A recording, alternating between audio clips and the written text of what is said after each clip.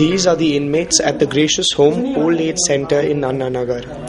They were sent here last year by the Corporation of Chennai in an effort to rehabilitate them.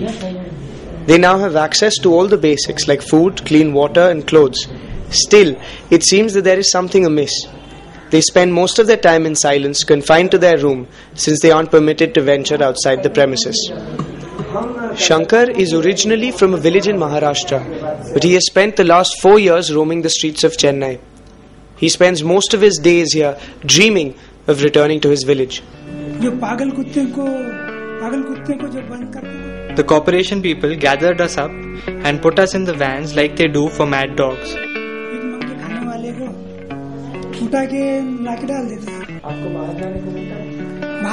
I am confined to this room.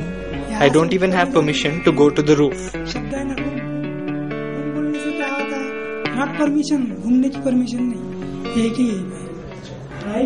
Bala has been at the Gracious Home Old Age Centre for the last 8 months. He described to us the treatment meted out to him and others at the Communicable Diseases Hospital in Tandiarpet. This is where the beggars were sent after being rounded up by the corporation. They treated us like prisoners. They took off our clothes, threw water on us, examined us, and then declared us insane and threw us in a room. Gracious Home at present has a total of 6 homeless people under their care. Gracious Homes is one of the 18 NGOs that signed up to help rehabilitate the homeless people who were picked up by the Chennai Corporation last year. After a year has passed, it is clear from having spoken to the people inside that though the facilities provided to them are good, they still yearn for their freedom. The last census found that there are about 15,000 beggars currently roaming the streets of Chennai. The Chennai Corporation initiated a beggar rehabilitation program by way of which Chennai would be made a beggar-free city. In the first phase of the drive, 420 beggars were identified and about 300 of them were arrested. Professor A. Marks of the People's Union for Human Rights led a fact-finding team to uncover some of the atrocities committed by the corporation during their clean-up drive. What we heard is that most of the people lodged in Kilpak were not at all mentally ill. They are sane persons, only because they are homeless people and were wandering the streets. The Madras Corporation people took hold of them and brought them to this hospital. So we immediately formed a fact-finding team. The fact-finding team investigated Mayor Subramaniam's beggar rehabilitation drive launched in June last year. They found that the corporation officials forcefully arrested anyone who appeared disheveled. Only 14 of the 113 that were sent to the Kilpak Mental Hospital had reception orders from the magistrate. The co-opting of NGOs by the Chennai Corporation to care for the beggars was seen as illegal. The beggars who were rounded up by the Chennai Corporation were first taken to the Communicable Diseases Hospital in Tandiarpet. There they were washed, clothed and then sent off to different places. Some were sent to old age homes and the General Hospital, while others were sent to the Kilpak Mental Hospital. Ms. Madhumita Datta is a social worker who had a chance to speak to those who were at the Tandiarpet Hospital last year. One is when we went to the Communicable Disease Center, in a brief interaction with the people who got picked up, one, they said, listen, one, we are not mentally ill, we don't know why we are here, we don't have any disease, we are all migrant workers. There were people from Odisha and Bihar, we are daily wage workers, they were from even Tamil Nadu, other parts, just that they just did not look clean, right. They looked disheveled. The National Human Rights Commission took suo motu cognizance of the report filed by A. Marks and his team and asked the Chennai Corporation to respond to the allegations made against them. However, Professor A. Marks was disappointed that they never received a copy of the formal reply made by the corporation to the NHRC.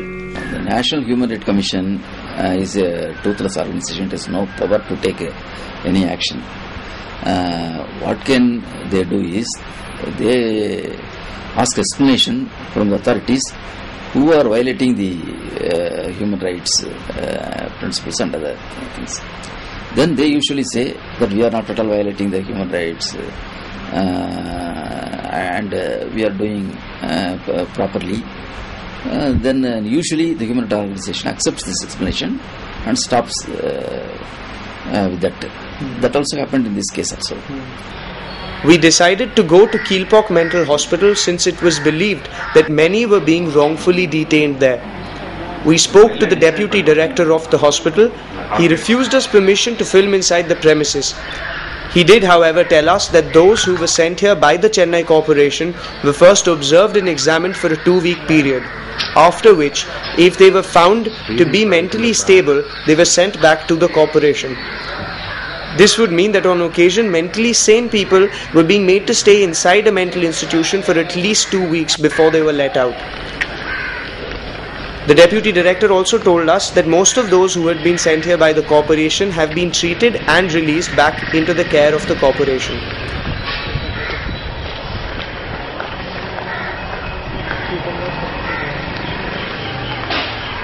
We went and met the director of the Mental Health Institute at Kilpakkam, one Dr. Satyanathan. We interviewed him and he refused us any permission to meet those people. And he accepted that the government has asked them to give treatment and admit them into the hospital. The pre-existing laws and mechanisms to deal with beggary are colonial and view beggary as a criminal offence rather than a sociological problem. The mayor of Chennai, M. Subramaniam, in many news reports claimed that the entire operation is carried out on humanitarian grounds, as it is aimed at rehabilitation. However, many believe that the well-being of the beggars cannot possibly be taken into account if the law backing it is draconian. The Tamil Nadu Act defines begging very broadly. This makes the law prone to abuse by authorities. The police can arrest any person they suspect of begging, and much of the eventual sentencing depends on the police report. The arrested person must be produced before the magistrate within 24 hours, and the magistrate must order a medical exam. Any person found guilty on the basis of the police report and his own character can be sentenced to the workhouse. We spoke to Suchendran, a constitutional lawyer at the Madras High Court. The problem is with, how beggary is viewed. This is seen, these acts are all from we've inherited from a colonial past. So they all look at beggary as something which is unpleasant without addressing the root cause, which is what causes the beggary. As a layman, what I feel is that certain acts and rules need a thorough review, like the Tamil Nadu Prevention of Begging Act 1945. It is a pre-British era act which treats begging as a crime. See, instead of seeing that it is because of social compulsions, people resort to this extreme step and not by choice. This act is very dangerous because it gives the police the power to just pick up a man from the street. So whether that person is being actually picked up for the crime of begging, or he's being picked up because he didn't do something which the cop wanted him to do, or something else, is threatening him or these things. We met a row of beggars at the traffic signal in Thiruvanmayur. They told us about the atrocities that they faced. They put us in hostels and we are not allowed to talk. Even if we want to use the toilets, they hit us 10 or 20 times. They lock us in these homes and refuse to let us out. Rukmani told us that she doesn't know where her child is after the corporation people picked him up last year. They took away one male child of mine from Mylapore. I still don't know where he is. I searched a lot and still couldn't find him. The DMK government's Beautiful Chennai campaign aims at making Chennai into a global mega metropolitan. The recent emergence of IT parks and skyscrapers have forged a new identity for the city, an identity that has no place for its beggars. The campaign, according to some, seems to echo the whims of Chennai's elite. unfortunately, these people, you see, since they are thrown out of their slums in the city and to far off places, they find it very difficult, even for survival. Rehabilitation camps are in faraway places like Tiruvallur and Chimanjeri. This makes it very difficult for most of them to find any means for sustenance. There is, as you know, a Singara Chennai plan, which is a pet project of the Deputy Chief Minister, Mr. Stalin.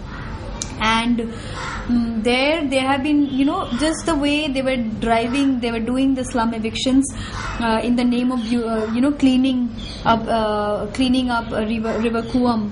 This whole encroachment drive, where basically poor people were being driven out of the city. This is similar thing where people on the streets, homeless people were being driven out of it was very clear. It was poor people being driven out of the city. See, this simple drive, this crackdown will not help. And particularly in the context of large-scale migration from rural areas and semi-urban areas to cities, you have to see approach issues with deep insight. Otherwise, such measures won't yield the results. My feeling is that it is only a knee-jerk reaction.